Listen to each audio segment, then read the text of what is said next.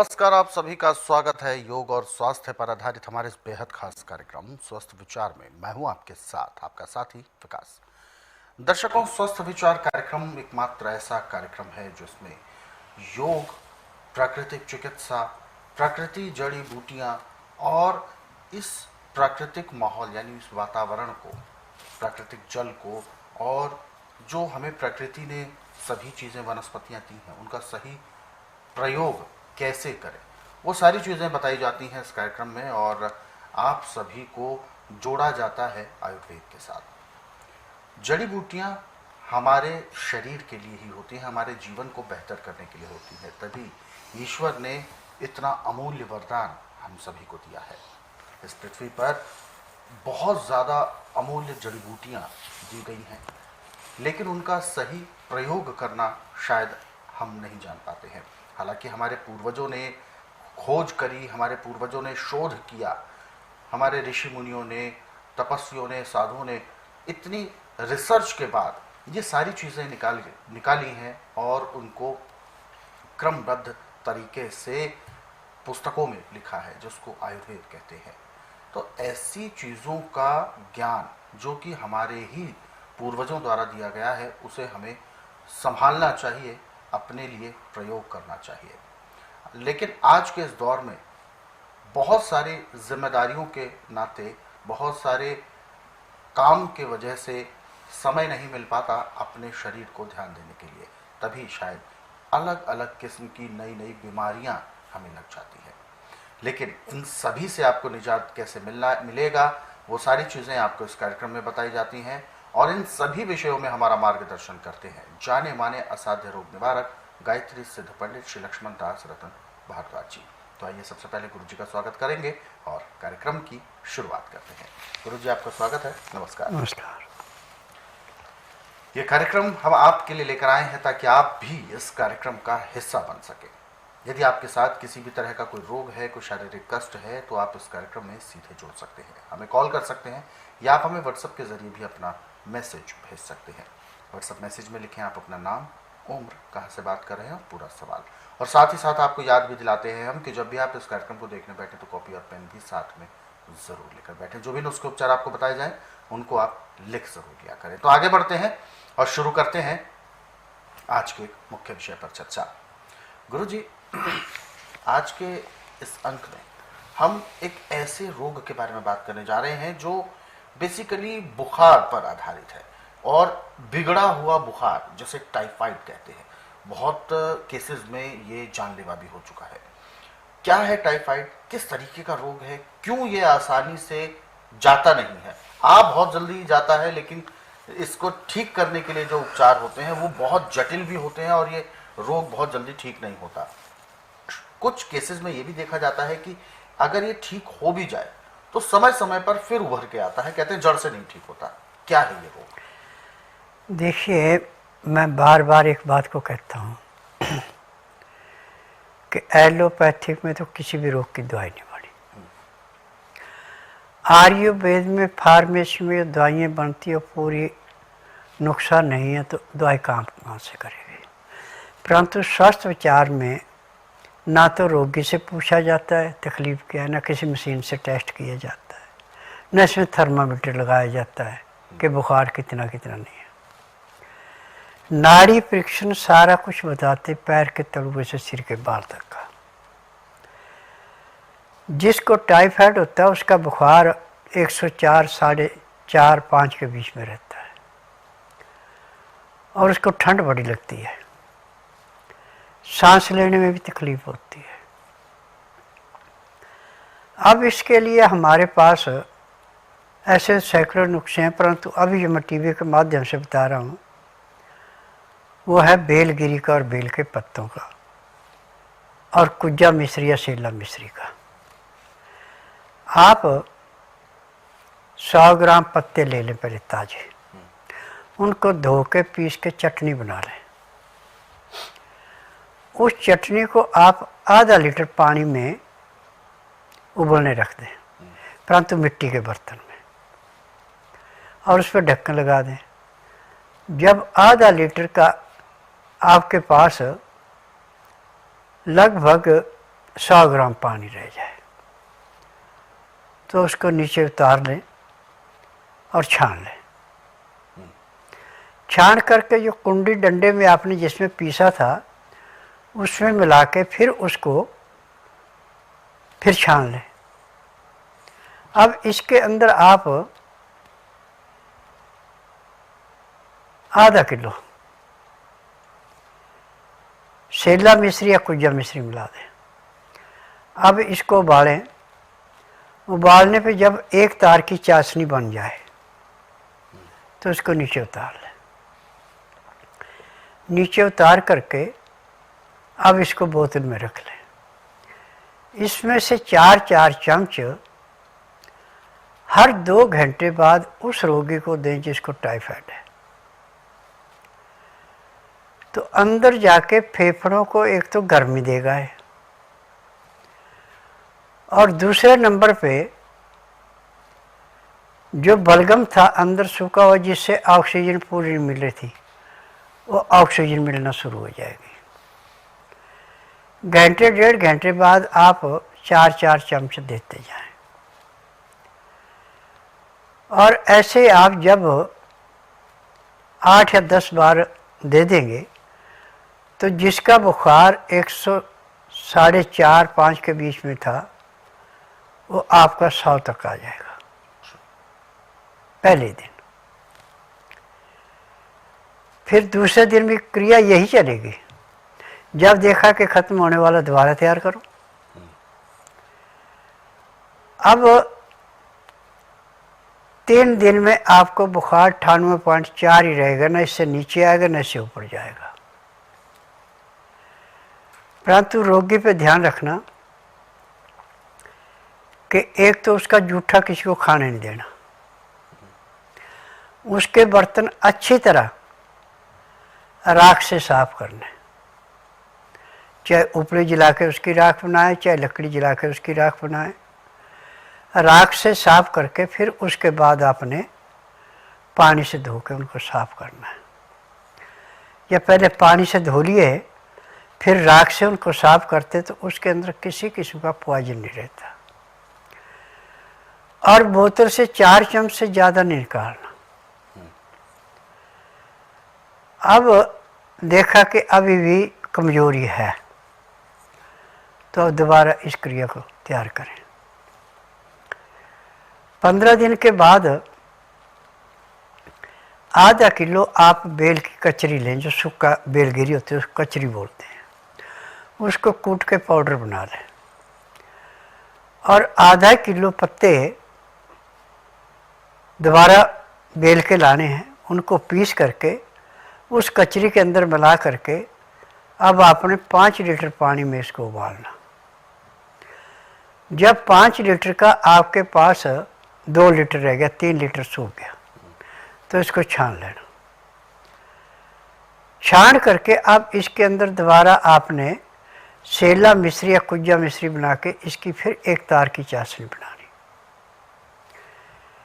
जब 1 तार की चाशनी बन गई तो फिर इसके अंदर बकरी का दूध या गाय का दूध डालना आपने 3 लीटर।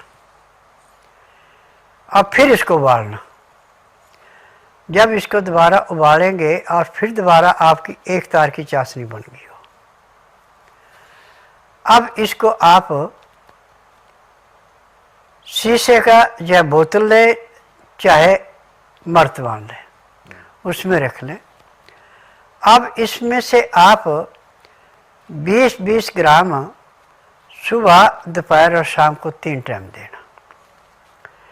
अब इसके शरीर में जो कमजोरी थी दिन दुगने रातें चौगुनी समाप्त हो गई और जो चेहरा बिल्कुल मुरझाया पड़ा था वो चेहरा भी जैसे गुलाब की कली के ऊपर ओस की बूंदें पड़ के सुबह गुलाब की कली भी खिलती है और मोती जैसी वो कली चमकती है जो ओस की है, ऐसे चेहरे पे चमक आएगी। अब हफ्ते के बाद इसको अन्न देना शुरू करना, परंतु उसमें बासमती के चावल और मूंग की दाल, 20 ग्राम चावल 30 ग्राम मूंग की दाल, इसमें हल्का सा सिंधा या काला नमक, 5 से 7 दाने काली मिर्च पीस करके और 1 चम्मच हल्दी। अब मिट्टी के बर्तन में इसको थोड़ी थोड़ी देर में हिलाते जाना और ढक्कन दे के रखना। जब ये बिल्कुल ऐसे बन गया जैसे सूप होता है तो इसको नीचे उतार लें। और इतने में आप लहसुन प्याज अदरक छिलके रख लें टुकड़े करके और 2 गिलास पानी उबाल लें। और पानी को शीशे के गिलास में डालना, दूसरे किसी में डालना। जब पानी का टेम्परेचर इतना हो गया कि आपकी उंगली बर्दाश्त कर रही है अब, तो उस लहसुन प्याज अदरक को पीस करके चटनी बना के कपड़े में डाल के 2 चम्मच रस निकालना। फिर उस रस को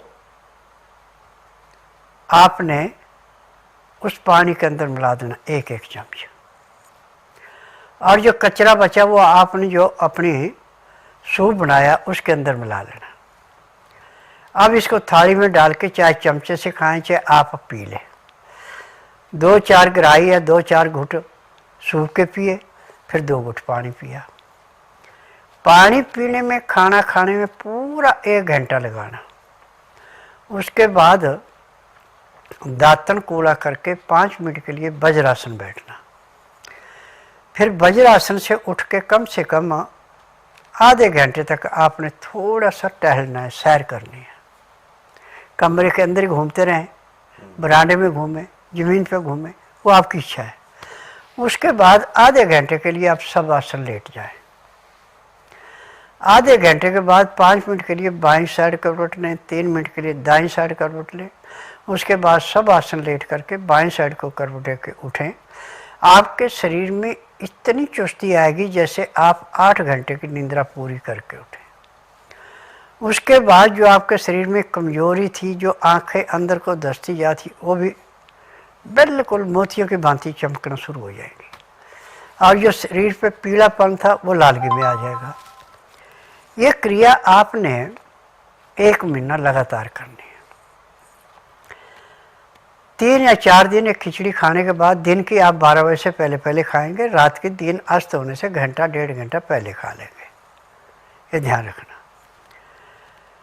रात का खाना खाने के बाद वज्रासन से उठ के कम से कम आप आधे से पौना घंटा सैर करेंगे। फिर आपने विश्राम करे आप 9 बजे तक। उसमें परिवार से बात करें, आड़ पड़ोस से बात करें, रिश्तेदार में बात करें, आपकी इच्छा है। या धार्मिक सीरियल देखें कोई, या धार्मिक किताबें पढ़ लें। रात ठीक 9 बजे सो जाए। 4 बजे आपकी आंख ऐसे खुलेगी जैसे घड़ी में अलार्म रखते हैं, क्योंकि पेट में गड़गड़ाहट होगा, प्रेशर बनेगा। यदि आलस किया तो कपड़े खराब, फटाफट चले जाओ। एक ही प्रेशर में पेट साफ होगा। और प्रेशर भी ऐसे आएगा जैसे भैंस गोबर करती है, न ज़्यादा पतला न ज़्यादा गाढ़ा, ऐसा लेटना आएगी। और यदि आप इस क्रिया को नियम से कर रहे हैं तो आपकी महीने के अंदर अंदर सेहत वो बन जाएगी जो आपको टाइफाइड होने से पहले थी, बल्कि उससे भी अच्छी बनेगी। अब आगे आपने 2 चीज़ों पर ध्यान देना कि चीनी का प्रयोग बिल्कुल नहीं करना, छना हुआ आटा नहीं खाना, अकेला गेहूं का आटा नहीं खाना। 5-7 अनाज इकट्ठे करके पहले धो के सुखा लें। सुखाने के बाद उसमें 50 ग्राम अजवाइन, 100 ग्राम तिल भून के मिला दें। इसका आटा ऐसे पिसाना जैसा नदी के किनारे का रेता हाथ में सरकता है। और आटे को छानना नहीं। जितनी भूखा उतना आटा लेके सख्त गूंद करके खुले पानी में रख दें। इतने में जो भी आपने दाल सब्जी खानी, छिलके वाली खानी, नरम छिलका सब्जी का होना चाहिए, दालों का तो सारे का नरम छिलका होता है। इसमें आपने मूंग, मोठ, मलका, मसूर, हरड़ की दालें लेनी है। जो आपका उड़द है वो बिल्कुल नहीं लेना। राजमा, सफेद चना बिल्कुल नहीं लेना, काला चना भी ले सकते हैं। जब दाल सब्जी आपकी तैयार होगी तो उस आटे को पानी से निकाल के जो आपने सख्त रखा वो नरम हो गया। अब इसकी रोटी ऐसे बननी जैसे बाजरे की रोटी होती है, गेहूं की रोटी से थोड़ी मोटी और मक्की की रोटी से पतली। जब रोटी आपकी अच्छी तरह सिक जाए तो उसको थाली में डाल दें। अब जो आपने दाल सब्जी बना रखी है वो ऊपर से डाल दें। 10 मिनट तक उसको रचने दें। 10 मिनट के बाद उसको मसल करके चूर लें अच्छी तरह, और सूप जैसा पी लें तो सोने पे सुहागा, नहीं तो आप ग्राहियाँ भी खा सकते हैं। इसको खाने में और 2 गिलास पानी पीने में, जैसे सुबह पिया था ऐसे पीने में 1 घंटे का समय लगाना। फिर दातन कूड़ा करके 5 मिनट के लिए वज्रासन बैठना। वज्रासन से उठ के आधा घंटा आपने सैर करनी। फिर आधे घंटे के लिए आपने सब आसन लेटना। 5 मिनट के लिए बाईं साइड करवट लेनी, 3 मिनट के लिए दाईं साइड करवट लेनी। फिर सब आसन लेट करके बाईं साइड को करवट लेके उठें। अब आप अपने आप को ऐसे महसूस करेंगे जैसे आप 8 घंटे की नींद पूरी करके उठे। अब शरीर में चुस्ती आई है, अब आप काम करिए। काम करते दफ़ा आपको पसीना आएगा। पसीने में आपने पंखे, कूलर, एसी के आगे नहीं जाना। पेड़ के नीचे बैठ सकते हैं, प्राकृतिक हवा में। हाँ, वो आपको नुकसान नहीं करेगी। और इसमें पानी जब भी आपने पीना, हल्का गर्म पीना, उसमें लहसुन, प्याज, अदरक का रस मिला के पीना, और दोबारा आपको ज़िंदगी में कभी टाइफाइड नहीं होगा। लेकिन गुरुजी, जैसा कि अक्सर जिन लोगों के केसेस सामने आते हैं टाइफाइड वाले, ऐसे में उनका कम से कम भी 3 महीना तो बेड रेस्ट पे चला जाता है, 1 महीना हॉस्पिटल में एडमिट रहना पड़ता है, और ऐसे में बहुत सारे एंटीबैक्टीरियल कुछ सप्लीमेंट्स भी दी जाते हैं, और ख़ास तौर पर ऐसी चीज़ें दी जाती हैं जो जिससे कि जो टाइफाइड में कहते हैं, क्योंकि टाइफाइड में कीटाणु शरीर में बनने लगते हैं। देखिए, टाइफाइड असल है क्या? फेफड़ों में नज़ले का सूख जाना। अच्छा। जब फेफड़ों में नज़ला सूख जाता है तो फेफड़े ऑक्सीजन पूरी नहीं लेते। जब ऑक्सीजन मिलेगी नहीं और बलगम सूखता जाएगा तो रोगी को सांस लेने में तकलीफ होती है। अब वो खून साफ नहीं हुआ, अब शरीर में घूमेगा और उसमें ठंड पैदा हो जाती है। अच्छा। और उसके बाद बुखार चढ़ता बड़ा तेज, और जब डॉक्टर देखें जी फटी हुई है, सांस ठीक नहीं आ रहा है, तो फिर अपनी समझ के अनुसार वो दवाइयाँ दे के उसको ठीक करने की कोशिश करते हैं। परंतु हम डॉक्टरों को दोष कैसे दें? दोष तो सारे का सारा फार्मेसियों का जो दवाइयाँ बनाती हैं। और आपने देखा होगा थोड़े दिन में खबरें आई थी कि कितनी दवाइयाँ जो हैं जो कि रोग के अनुसार हैं, रोग के विपरीत है, कितनी बंद की हैं गवर्नमेंट ने। अब इनके पास टेस्ट करने वाला कोई नहीं है इतना अच्छा कि उसको लेबोरेटरी में बता दे गया है। हमारे शरीर के अंदर लेबोरेटरी है। अच्छा। आपने कोई भी चीज़ खानी पीनी है, पीने वाली तो गिलास में लो, सूखे तो हाथ में लो और दिल पे रख लो ऐसे, और दायां हाथ ऐसे सीधा कर दो और खड़े हो जाओ, सख्त रखना हाथ, और फिर उसके बाद दूसरे आदमी को मेरा हाथ नीचे दबाओ। यदि उसको नीचे दबाने में जोर लगता है, उस चीज़ को खाइए, आपको नुकसान नहीं करेगी। यदि वो आपका हाथ एकदम गिर जाता है, उसको जोर नहीं लगाना पड़ता, उसको खाएंगे आपको रोग पैदा करेगी। हम अपनी लेबोरेटरी से टेस्ट करके चीज़ खाते हैं, हमें रोग ही कोई नहीं। यानी अगर हम ऐसे इस तरीके से भी टेस्ट कर लेंगे तो भी शायद हम बहुत हद तक सही चीज़ खाएंगे। जिंदगी में बीमार हो ही नहीं सकते। ये इसका लाभ। हाँ, बिल्कुल। तो दर्शकों, ये बात बिल्कुल सही है कि यदि हम अपने खान पान पर ध्यान देंगे और हम कभी भी कुछ ऐसी अप्राकृतिक चीज़ें ना करें जिससे कि कोई नुकसान हमें होने की संभावना बन जाए, तो यकीन माने आप निरोगी ही हैं। निरोगी रहने का परिभाषा यही है कि आपके शरीर में स्फूर्ति बनी रहे, ऊर्जा बनी रहे, आपके शरीर में कोई रोग ना हो, आपका शरीर चुस्त दुरुस्त बना रहे, यही एक परिभाषा है जिसे हम निरोग कहते हैं। और वास्तव में अगर देखा जाए आज के इस दौर में जो लोग तो नियमों का पालन करते हैं वो तो अपने आप को स्वस्थ रख सकते हैं, लेकिन जो लोग नियम पालन नहीं कर पाते हैं या तो जीभ के स्वाद की वजह से या मन पर कंट्रोल ना हो पाने की वजह से, तो ये सारी दिक्कतें सामने अवश्य आती ही आती हैं। और फिर चक्कर कटते हैं डॉक्टर्स के पास, हॉस्पिटल्स में, क्लिनिक्स में, और फिर दवाइयों का दौर शुरू होता है। इस कार्यक्रम के माध्यम से हमारा ये सदैव प्रयास रहता है कि आपको दवाइयों की आवश्यकता पड़े ही नहीं, कभी भी आपको कभी किसी भी वैद्य के पास जाने की ज़रूरत ना पड़े। बस छोटे छोटे नुस्खे, छोटे छोटे उपचार आपको यदि पता होंगे तो आप घर पर ही अपना उपचार भी कर लेंगे और कोई भी समस्या शुरू होने से पहले ही उसका निवारण भी आप खुद करेंगे। तो यानी अपना वैद्य आप स्वयं बने, यही हम आशा करते हैं और इसीलिए ये कार्यक्रम हम आपके लिए लेकर आते हैं। इस कार्यक्रम में बहुत सारे नुस्खे उपचार आपको बताए जाते हैं।